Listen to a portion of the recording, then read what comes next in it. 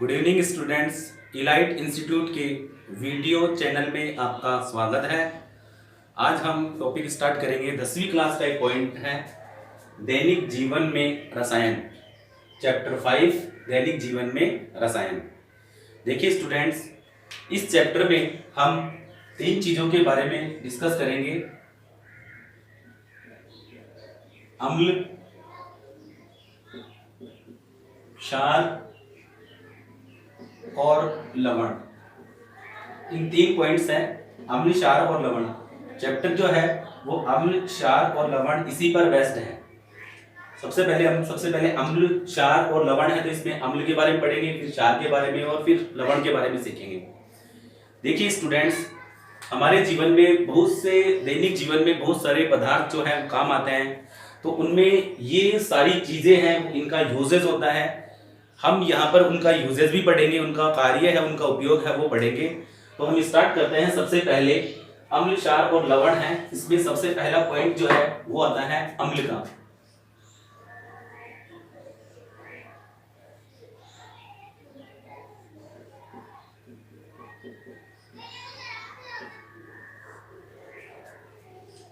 देखिए स्टूडेंट्स, अम्ल को इंग्लिश में एसिड कहा गया है। अम्ल को इंग्लिश में एसिड कहा गया है।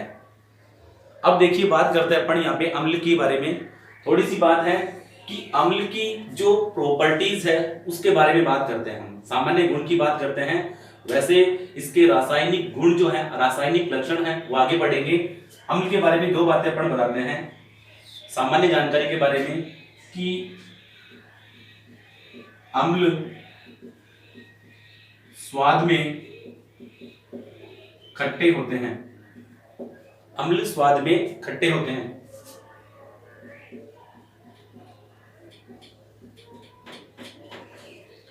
दूसरा पॉइंट है कि अम्ल जो होते हैं वो नीले लिटमस पत्र को लाल कर देते हैं। अम्ल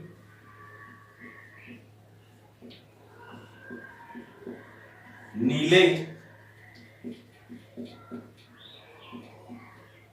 लिटमस पत्र को लाल कर देते हैं।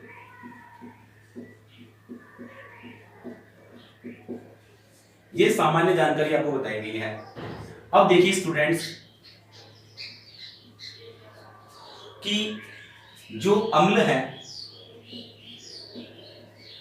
अम्ल जो है वो अम्ल के लिए इंग्लिश टर्म एसिड लिया गया है। अम्ल के लिए, अम्ल जो है उसके लिए अंग्रेजी शब्द एसिड प्रयुक्त किया जाता है। और एसिड जो है वो लैटिन शब्द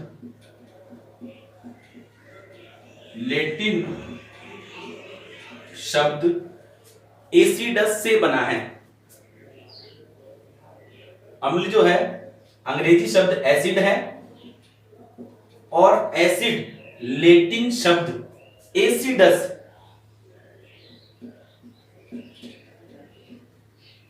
एसिडस से बना होता है। इस एसिडस जो है,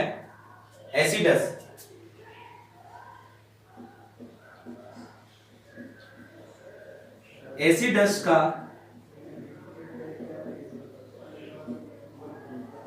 शाब्दिक अर्थ जो होता है, एसिडस का शाब्दिक अर्थ खट्टा होता है। एसिडस का शाब्दिक अर्थ खट्टा होता है। एसिडस का शाब्दिक अर्थ खट्टा होता है। अब देखिए स्टूडेंट्स, मैं कुछ अम्ल के बारे में बताऊंगा आपको कि अम्ल कौन कौन से हैं, कौन कौन से पदार्थों में, कौन कौन सी चीजों में कौन कौन से अम्ल पाए जाते हैं, और हमारे चैप्टर में कौन कौन से अम्ल काम आएंगे। देखिए, थोड़ी सी जानकारी मैंने आपको बताई है कि अम्ल स्वाद में खट्टे होते हैं, और अम्ल जो होते हैं वो नीले लिटमस पत्र को लाल कर देते हैं। अम्ल को अंग्रेजी में एसिड से लिखा गया है। एसिड लैटिन शब्द एसिडस से बना है। एसिडस का शाब्दिक अर्थ होता है खट्टा। हम बात करते हैं यहाँ पे कि कुछ ऐसे जैसे कुछ पदार्थ हैं उनके अंदर एसिड यूज होता है, एसिड पाया जाता है। जैसे अपन बात करते हैं, एक इंपॉर्टेंट बात है कि कौन कौन सी चीजों में कौन कौन सा अम्ल पाया जाता है, उसके बारे में सामान्य जानकारी आपको बताएंगे। जैसे अपन बात करते हैं लाल चींटी।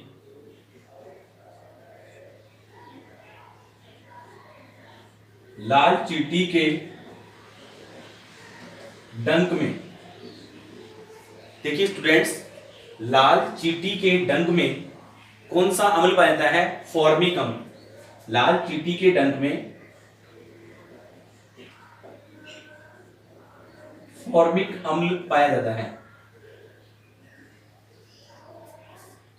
देखिए स्टूडेंट्स, सबसे पहले मैंने आपको बताया कि अम्ल के बारे में ये जानकारी है। अब मैं इसको रफ करके आपको ये बताता हूं कि कौन सी, जैसे मैंने एक एग्जांपल बताया है कि लाल चींटी के डंक में फॉर्मिक अम्ल पाया जाता है, उसी प्रकार कुछ जैसे अपन बात करें, कुछ जैसे फ्रूट्स हैं, यानी अम्ल जैसे फल या कुछ सब्जियां वगैरह होती है, कुछ पदार्थ होते हैं, उनके अंदर कुछ अम्ल पाए जाते हैं जो हमारे दैनिक जीवन के अंदर क्या होते हैं, काम आते हैं। तो वो अम्ल कौन कौन से हैं उसके बारे में हम डिस्कस करते हैं। मैं इसको रफ कर देता हूं।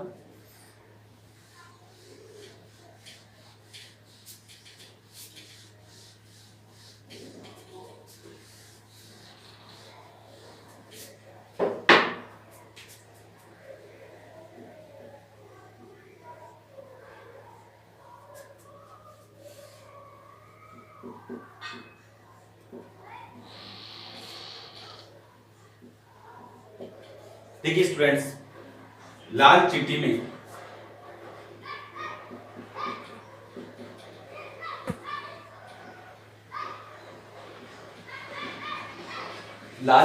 कौन सा अम्ल होता है? फॉर्मिक अम्ल। लाल चींटी के बारे में बात करते हैं अपन। सिरका या सिरके में होता है एसिटिक अम्ल। सिरके में एसिटिक अम्ल होता है। सिरके में एसिटिक अम्ल होता है।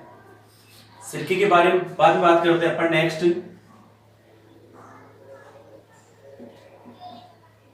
इमली।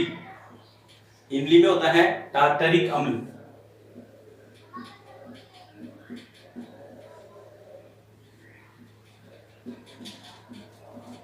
इमली में टार्टरिक अम्ल।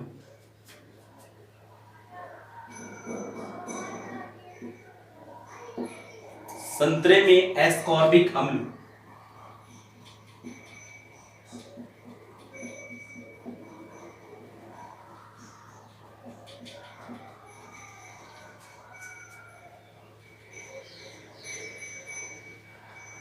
संतरे में एस्कॉर्बिक अम्ल।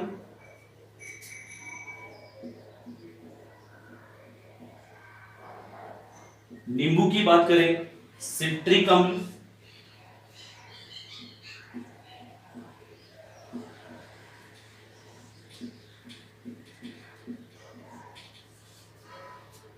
नींबू की बात करें तो नींबू में कौन सा अम्ल होता है? सिट्रिक अम्ल।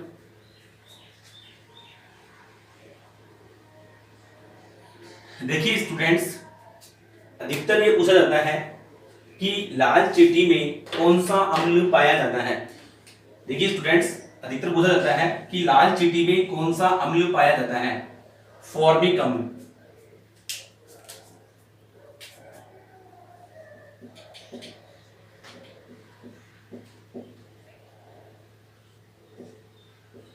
सिरके में कौन सा अम्ल पाया जाता है? एसिटिक अम्ल। फॉर्मूला होता है CH3 एकल बंध COOH।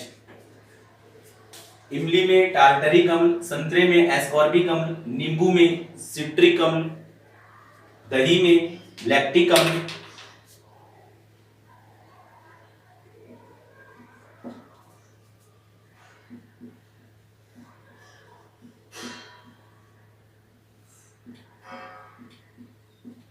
दही में जो अम्ल पाया जाता है वो होता है लैक्टिक अम्ल।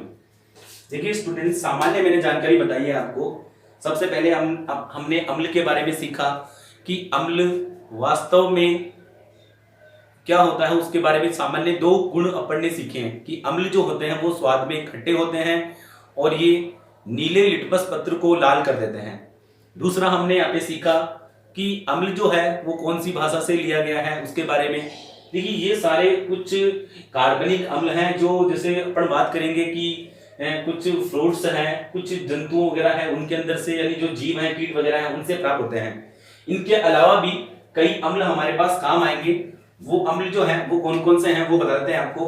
देखिए स्टूडेंट्स, एक अपन बात करते हैं हाइड्रोक्लोरिक अम्ल।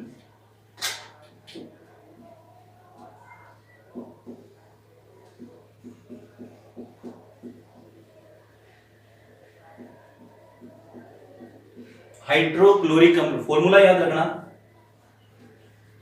HCl। एक होता है सल्फ्यूरिक अम्ल,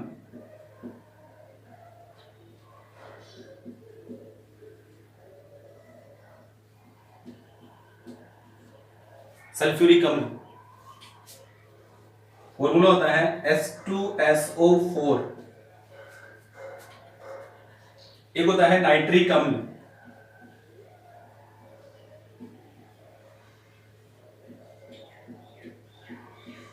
नाइट्रिक अम्ल का फॉर्मूला होता है HNO3।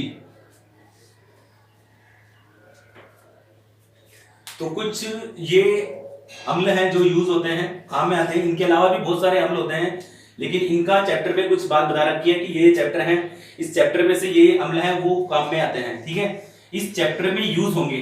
इसमें सबसे ज्यादा जो यूज होंगे, सबसे ज्यादा जो यूज होते हैं वो होते हैं, जैसे अपन बात करें तो हाइड्रोक्लोरिक अम्ल रासायनिक अभिक्रिया के अंदर काम आएगा, सल्फ्यूरिक अम्ल है वो काम में आता है, नाइट्रिक अम्ल है, और जैसे एसिटिक अम्ल है वो काम आते हैं। ये तो थी सिंपल सी कुछ छोटी पॉइंट्स, जो छोटी सी जानकारी हमने अम्ल के बारे में सीखी। आगे और बढ़ेंगे, अम्ल और क्षार इनकी परस्पर आपस में रिएक्शन है उसके बारे में सीखेंगे। अब अपन बात करते हैं, थोड़ा सा पॉइंट जो है वो आता है हमारे पास क्षार। देखिए स्टूडेंट्स, अम्ल कौन कौन से पदार्थों में कौन कौन से पाए गए हैं ये आपने सीखा है। लाल चींटी में कौन सा पाया जा रहा है, सिरके में कौन सा पाया जा रहा है, इमली में कौन सा है, टार्ट्रिक अम्ल है, संतरे में एस्कॉर्बिक अम्ल है, नींबू में सिट्रिक अम्ल है, दही में लैक्टिक अम्ल है। इसके अलावा जो ये हमारे पास हाइड्रोक्लोरिक अम्ल, सल्फ्यूरिक अम्ल और नाइट्रिक अम्ल है, इन्हें खनिज अम्ल के नाम से भी जाना जाता है। इन्हें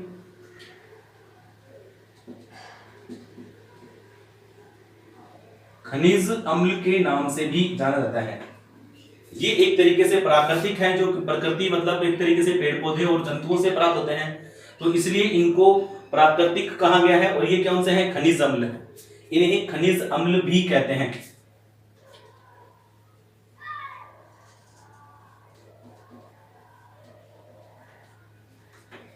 देखिए स्टूडेंट्स, ये तो थी बात हमारे पास कुछ अम्ल के बारे में कुछ जानकारी। नेक्स्ट अपन बात करते हैं यहाँ पे क्षार।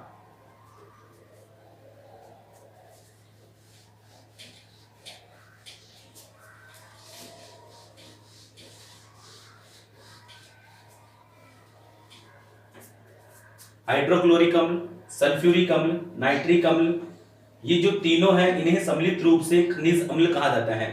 ये भी खनिज अम्ल है, ये भी है और ये भी है, तीनों ही खनिज अम्ल की श्रेणी में आते हैं।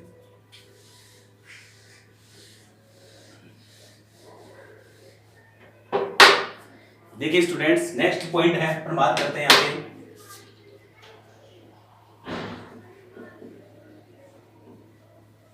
क्षार। क्षार देखो, सबसे पहले अपन बात करते हैं कि इनकी प्रकृति कैसी होती है। जैसे क्षार स्वाद में कड़वे होते हैं।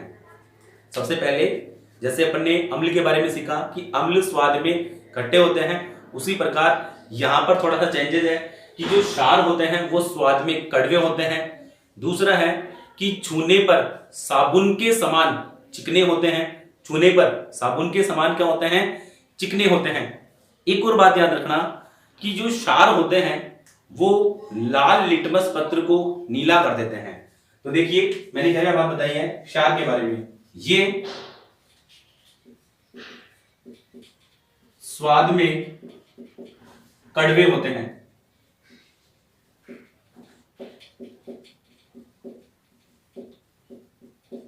First point. दूसरा है ये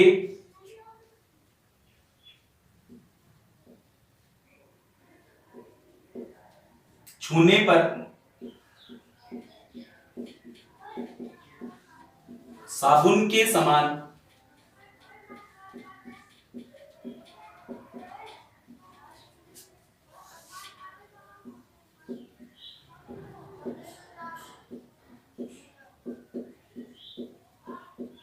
देखिए स्टूडेंट्स, छूने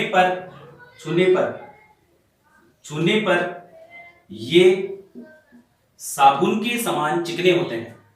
नेक्स्ट अपन बात करते हैं, छूने पर ये साबुन के समान चिकने होते हैं। नेक्स्ट अपन बात करते हैं कि ये मतलब क्षार लाल लिटमस पत्र को नीला कर देते हैं।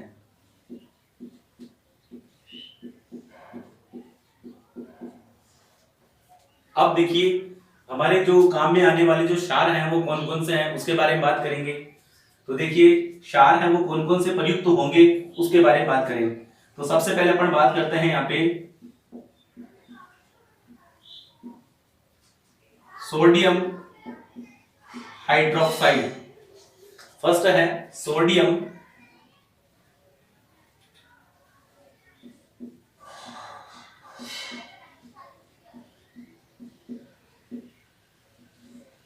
हाइड्रोक्साइड, फॉर्मूला होता है NaOH।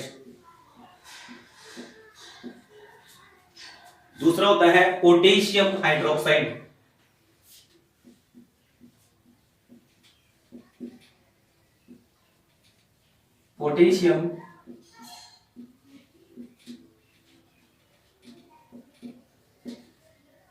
पोटेशियम हाइड्रोक्साइड, फॉर्मूला होता है KOH।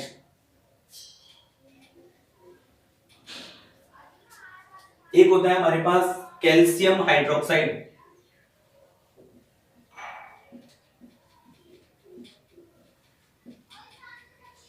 Calcium hydroxide.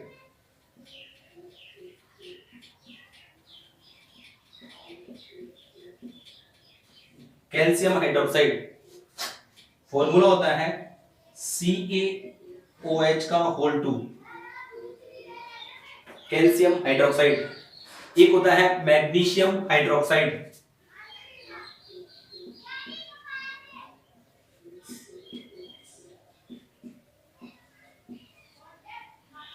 Magnesium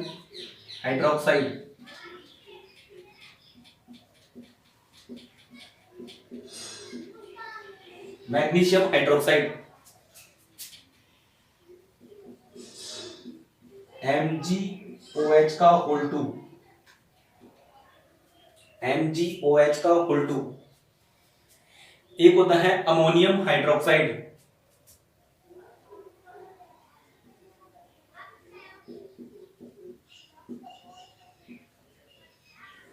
ammonium hydroxide.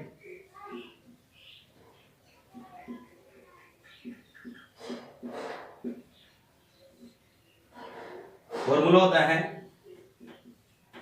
NH4OH, ammonium hydroxide. देखिए क्षार के बारे में बात की, थोड़ी सी सिंपल जानकारी है। इंग्लिश वर्ड जो है क्षार का वो होता है बेस। क्षार जो है क्षार का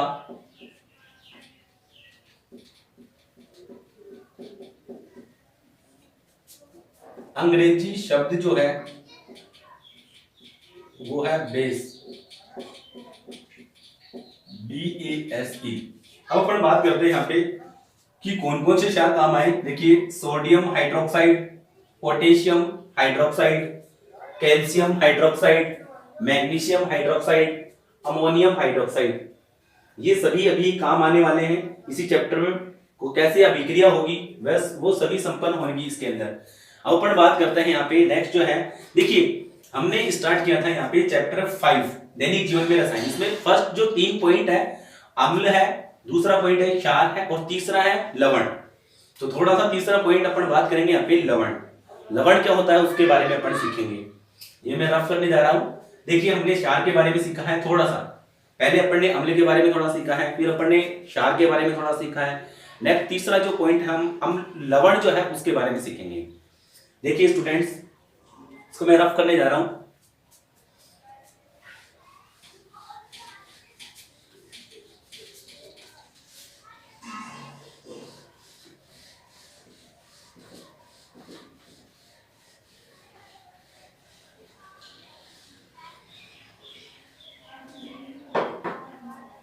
देखिए स्टूडेंट्स नेक्स्ट जो है वो आता है हमारे पास, नेक्स्ट जो पॉइंट है वो है लवण। लवण क्या होता है वो देखिए स्टूडेंट्स लवण में लवण कैसे बनेंगे। देखिए इससे पहले हमने 2 पॉइंट पढ़े हैं, एक तो अम्ल और एक क्षार। तो लवण कैसे बनेगा, अम्ल और क्षार की परस्पर अभिक्रिया से बने पदार्थ लवण कहलाते हैं। अम्ल और क्षार की जब परस्पर अभिक्रिया करवाएंगे तो लवण बनेगा। इस प्रक्रिया में ध्यान रखना कि जब अम्ल और क्षार की जब परस्पर अभिक्रिया करवाते हैं तो अम्ल और क्षार अपने गुण खो देते हैं। इस प्रकार ये जो अभिक्रिया होगी उस अभिक्रिया को उदासीनीकरण अभिक्रिया कहेंगे। उदासीनीकरण अभिक्रिया इसलिए कहा गया है क्योंकि लवण जो होगा वो उदासीन बनता है। अब अपन बात करेंगे यहाँ पे थोड़ा सा कि लवण, देखो एक बात याद रखना कि लवण उदासीन भी हो सकते हैं, अम्ल भी हो सकते, अम्लीय प्रकृति के भी हो सकते हैं और क्षारीय प्रकृति के भी हो सकते हैं। लेकिन हमने उदासीनीकरण अभिक्रिया इसलिए दी गई है कि सामान्य जैसे अपन बात करें कि अम्ल और क्षार की जब अभिक्रिया करवाएंगे तो लवण बनेगा और उदासीन जो लवण है वो प्राप्त होता है, इसलिए उसको नाम दे दिया गया उदासीनीकरण अभिक्रिया। बात करते हैं अपन यहाँ पे लवण की। देखिए इसको इंग्लिश में लवण जो है, लवण का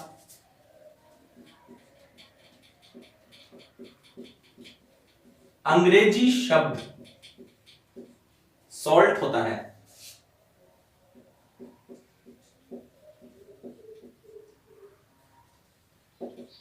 अब देखिए बात करते हैं अपन कि अम्ल की डेफिनेशन की बात करें।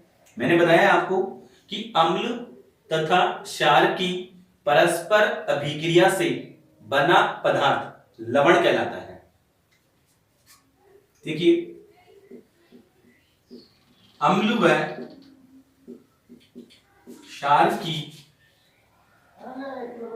परस्पर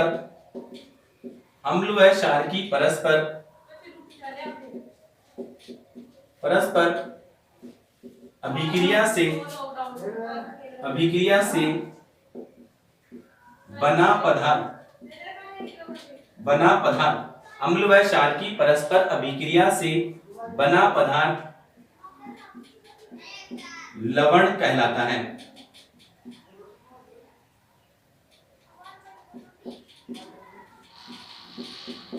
अम्ल व क्षार की परस्पर अभिक्रिया से बना पदार्थ लवण कहलाता है। और इस अभिक्रिया को और इस प्रक्रिया या इस अभिक्रिया को इस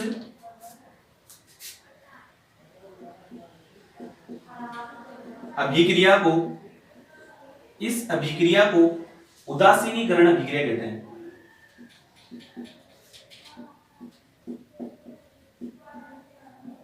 इस अभिक्रिया को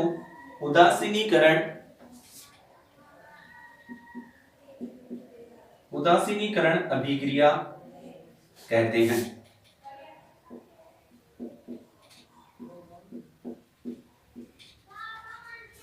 अम्ल व क्षार की परस्पर अभिक्रिया से बना पदार्थ लवण कहलाता है। इस अभिक्रिया को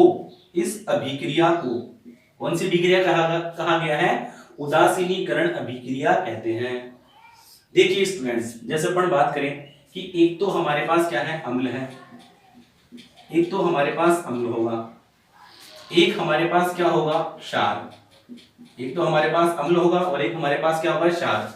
जब अम्ल और क्षार की परस्पर अभिक्रिया करवाएंगे तो हमारे पास क्या बनेगा, एक तो लवण बनेगा और एक हमारे पास क्या बनेगा, जल बनेगा। तो जो पदार्थ बन रहा है उस पदार्थ को हमने, जो पदार्थ बनेगा वो क्या कहलाएगा, लवण, और ये जो अभिक्रिया होगी वो क्या कहलाएगी, उदासीनीकरण अभिक्रिया।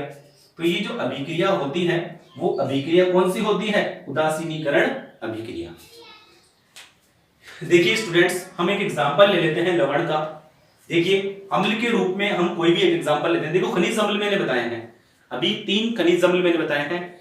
देखो रिवाइज करो थोड़ा सा, खनिज अम्ल कौन कौन से थे, एक तो हाइड्रोक्लोरिक अम्ल जिसको अपन ने लिखा था HCl, दूसरा अपन ने लिखा है सल्फ्यूरिक अम्ल H2SO4, और तीसरा हमने लिखा है नाइट्रिक अम्ल HNO3। ये तो हो गए हमारे पास अम्ल के रूप में पढ़ने के एग्जांपल ले लिया।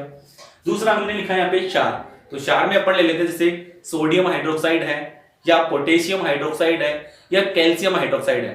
तो हम यहाँ पर कोई भी एक एग्जांपल लेके लवण बनाते हैं, एक और लवण के एग्जांपल लगाते हैं। देखिए अम्ल के रूप में हमने लिया यहाँ पे HCl और क्षार के रूप में हमने लिया यहाँ पे NaOH। दोनों की रिएक्शन हुई,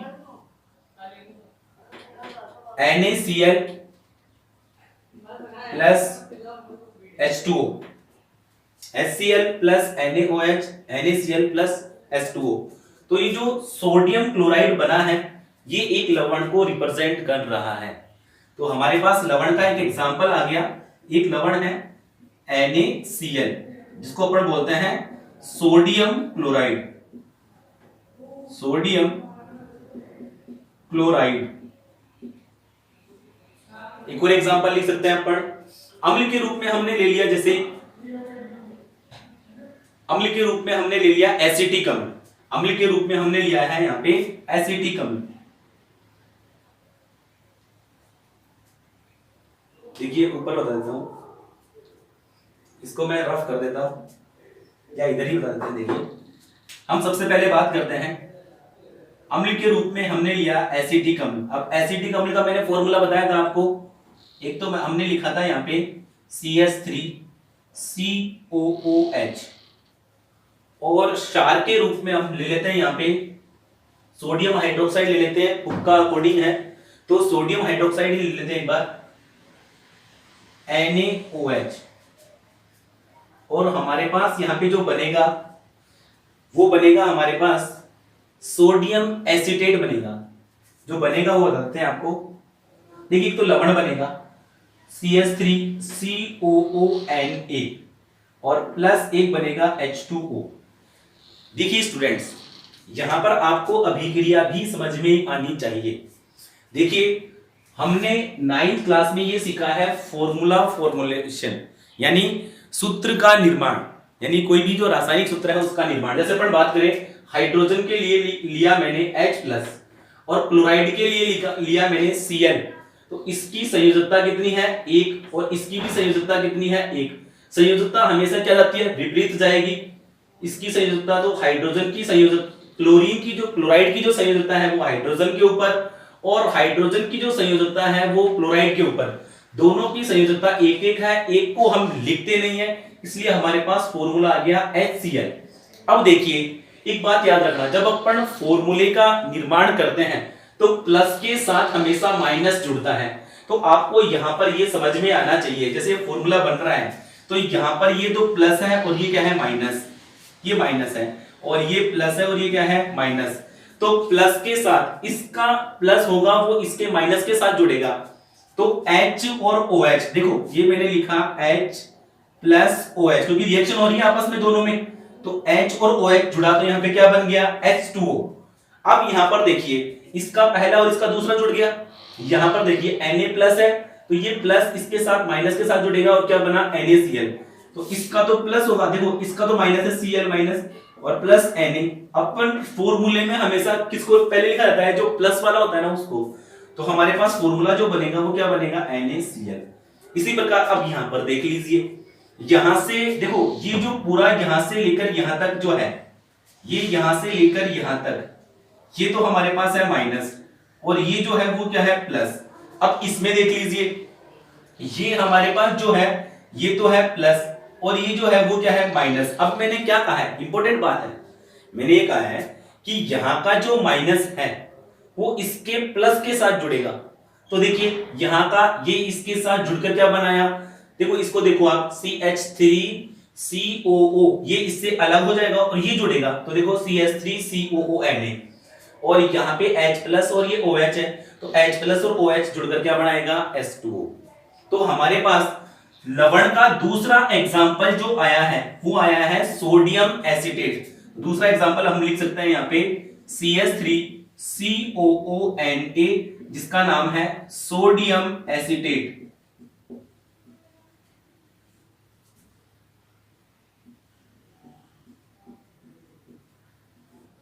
जिसका नाम है सोडियम एसीटेट।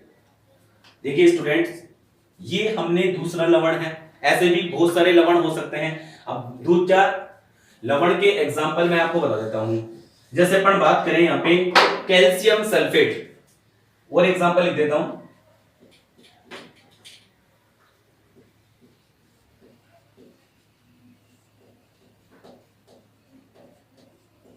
फॉर्मूला जो होता है CaSO4, कैल्शियम सल्फेट है, ये लवण को रिप्रेजेंट कर रहा है। एक अपन बात करते हैं जैसे कॉपर सल्फेट,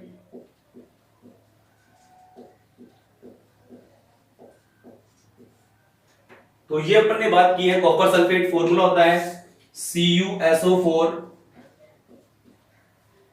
देखिए स्टूडेंट्स, हमने क्या सीखा है यहाँ पे, सबसे पहले हमने स्टार्ट किया है, वापस से थोड़ा सा लवण के बारे में बताता हूं।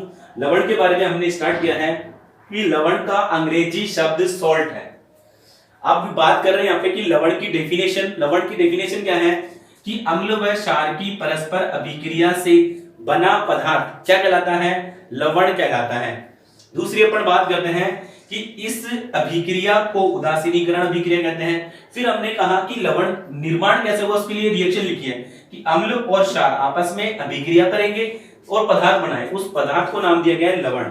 ये जो उदासीनीकरण अभिक्रिया होती है उसमें अम्ल और क्षार परस्पर अभिक्रिया करते हैं और लवण और जल बनाते हैं। एक एग्जांपल लेते हैं, ये जो NaCl है सोडियम क्लोराइड, वो किसका एग्जांपल है, लवण का। जैसे यहाँ पे दूसरा अपन ने एग्जांपल लिखा है कि ये एसिटिक अम्ल है, सोडियम हाइड्रोक्साइड के साथ अभिक्रिया करा, सोडियम एसीटेट और जल बना। तो सोडियम एसीटेट क्या है, एक लवण है। कैल्शियम सल्फेट क्या है, एक लवण है।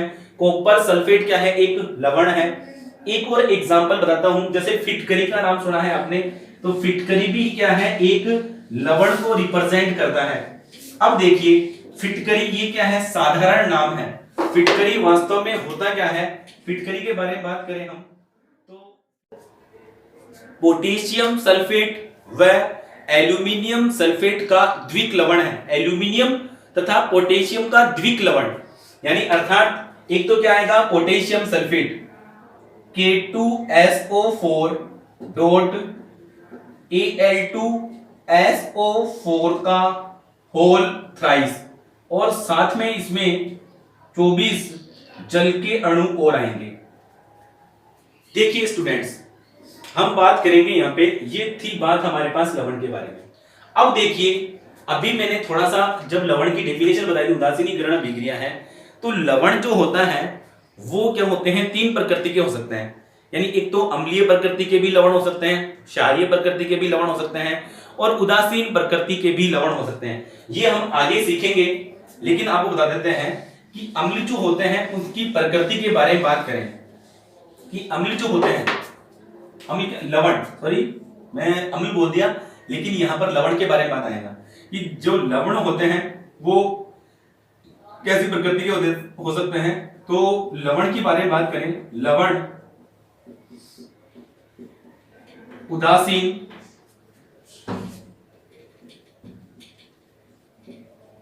अम्लीय तथा क्षारीय प्रकृति के हो सकते हैं।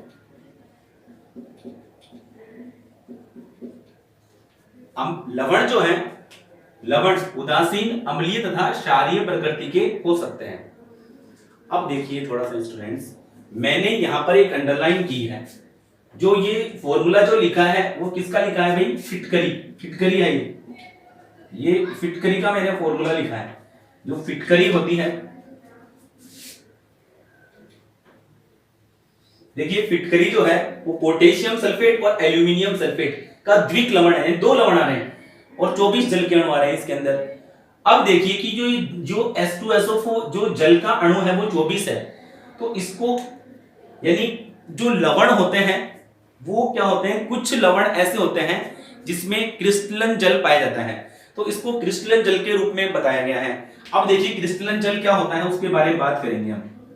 यानी देखिए अपन बात करते हैं कि जो लवण होते हैं उनमें यानी एक तरीके से जल के अणु उसके अंदर पाए जाते हैं, तो क्रिस्टलन जल उसके अंदर पाया जाता है। आप सीधी सीधी बात यहां पे कह सकते हैं कि जो कुछ लवण ऐसे होते हैं जो नमी युक्त होते हैं जिनके अंदर जल पाया जाता है।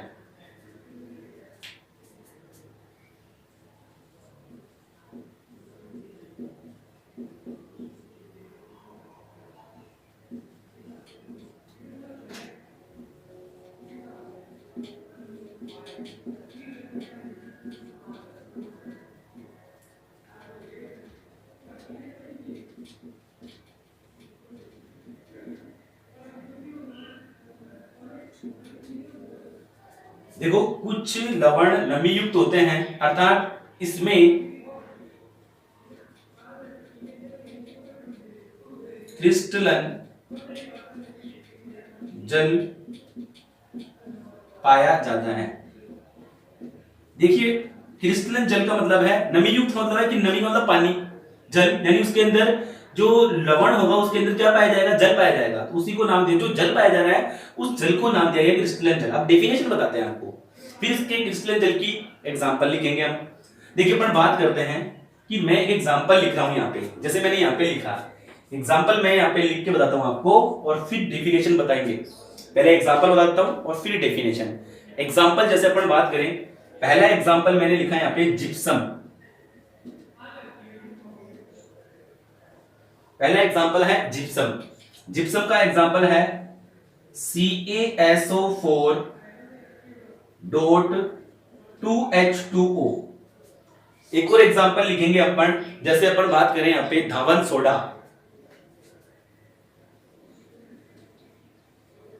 धावन सोडा Na2CO3 डॉट, फॉर्मूला देखिए जिप्सम CaSO4.2H2O, धावन सोडा Na2CO3.10H2O। एक और जैसे अपन लिखते हैं, जैसे मैंने लिखा है यहाँ पे फिटकरी, तीसरा एग्जांपल है यहाँ पे क्या है, फिटकरी है, तो इसमें क्रिस्टलन जल जैसे 24 आ रहे हैं, इसमें 2 आ रहा है और इसमें 10 आ रहे हैं। तो देखिए क्रिस्टलन जल की डेफिनेशन बताएंगे आपको। क्रिस्टलन जल, तो क्रिस्टलन जल की डेफिनेशन क्या होती है वो सीखिए।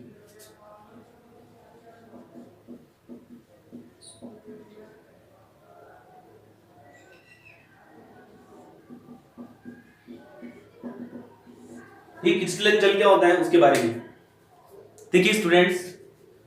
लवण के एक इकाई सूत्र में जल के निश्चित अणुओं की संख्या को क्रिस्टलन जल कहते हैं। देखिए कि लवण के एक सूत्र में जल के जितने भी अणु जुड़े हुए हैं उसी को क्रिस्टलन जल कहा गया है। जैसे इस एक फॉर्मूले में एक सूत्र में कितने जल के अणु जुड़े हुए हैं, 2, तो क्रिस्टलन जल कितना पाया गया, 2।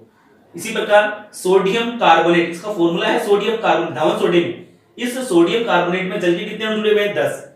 इसी प्रकार ये एक पूरा एक लवण द्विक लवण है, एक लवण, उसमें जल के कितने अणु जुड़े हुए हैं, 24, तो उसी को नाम दिया गया यहाँ पे क्रिस्टलन जल। तो क्रिस्टलन जल की डेफिनेशन क्या होती है वो देखिए स्टूडेंट्स। तो क्रिस्टलन जल क्या होता है उसके बारे में बताते हैं आपको, एक बार वापस डेफिनेशन बताता हूं फिर मैं लिखूंगा। लवण के एक इकाई सूत्र में जल के निश्चित अणुओं की संख्या को क्रिस्टलन जल कहते हैं। जैसे डेफिनेशन, लवण के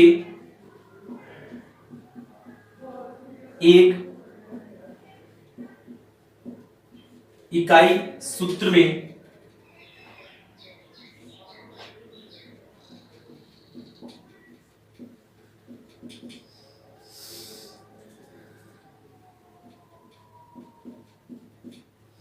लवण के एक इकाई सूत्र में जल के